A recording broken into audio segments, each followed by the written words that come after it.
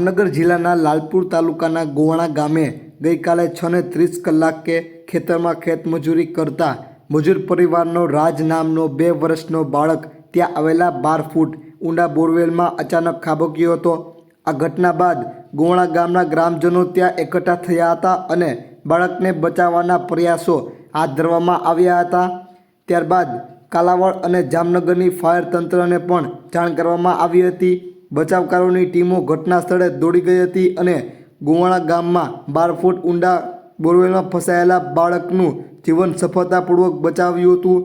Operation રાજ તરીકે ઓળખાતું બચાવ કાર્ય 9 કલાક સુધી ચાલ્યું હતું અને મહા મહેનતે આ બાળકને બચાવવામાં આવ્યું છે અને સારવાર માટે જામનગરની જીજી હોસ્પિટલમાં ખસેડવામાં આવ્યું છે।